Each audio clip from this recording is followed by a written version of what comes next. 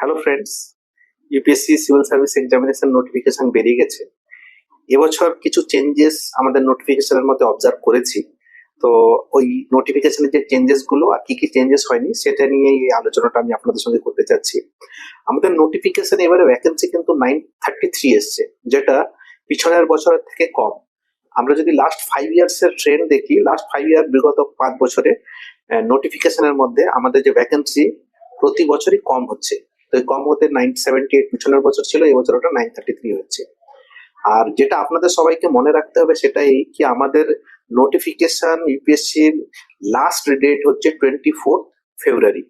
আর আমাদের এক্সামের ডেটে কোনো চেঞ্জ হয়নি। এক্সাম আমাদের যেমন আগে আমরা জানতাম ক্যালেন্ডার হিসাবে ইউপিএসসি 24 মেতে এক্সাম হবে। তো নোটিফিকেশন ডিলে হতে যে আমাদের এক্সামের ডিলে হবে সেটা নয়, এক্সামের ডেট সেটা 24 মে ফিক্সড আছে।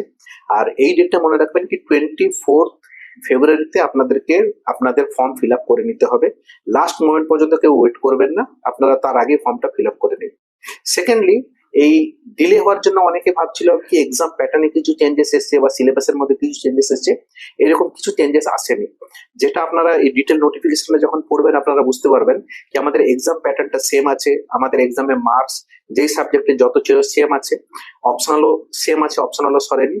তো এক্সাম প্যাটার্ন, এক্সামের মার্কস, এক্সামের স্ট্রাকচার ওটা সব সেমই আছে।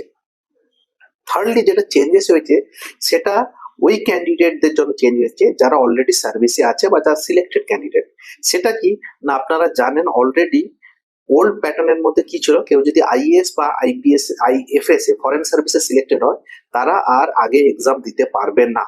তারা কোনো ক্যাডার পেতে পারে, কিন্তু আইএস এ কেউ নাগাল্যান্ড, মণিপুর বা কোনো তার ক্যাডার পেতে পারে, সে দ্বিতীয়বার পরীক্ষা দিয়ে ক্যাডার চেঞ্জ করা বা এগুলো করতে পারবে না। তো আগের প্যাটার্ন কি ছিল, আপনি আইএএস আর ফরেন সার্ভিসে সিলেকশন হয়ে গেলে আপনি আর এক্সাম দিতে পারবেন না। এখন কি করা হয়েছে, ইউপিএসসি এই নোটিফিকেশনের মাধ্যমে বলেছে কি আপনারা যদি আইএএস আর ফরেন সার্ভিস আইএফএস এর মধ্যে সিলেক্ট হয়ে গেলে সেটা তো দিতে পারবেন না।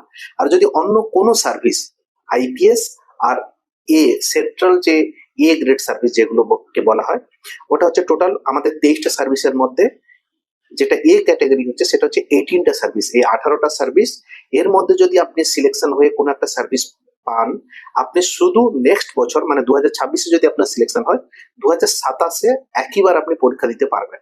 আপনি যদি ভাবেন কি না আমি আরো পরীক্ষা দিতে চাই আগে, তো তাহলে আপনাকে কিন্তু রিজাইন করতে হবে। বিনা রিজাইন করে আপনি শুধু একবারই চান্স পাবেন নিজের র্যাঙ্ক ইমপ্রুভমেন্ট করার জন্য। আর একটা ওর মধ্যে কি চেঞ্জেস কি, আপনি যদি আইপিএস এবছর পেয়েছেন, আবার নেক্সট বছরে যদি আইপিএস পেয়ে থাকেন, নেক্সট বছর আপনাকে আইপিএস অ্যালোকেট করা হবে না।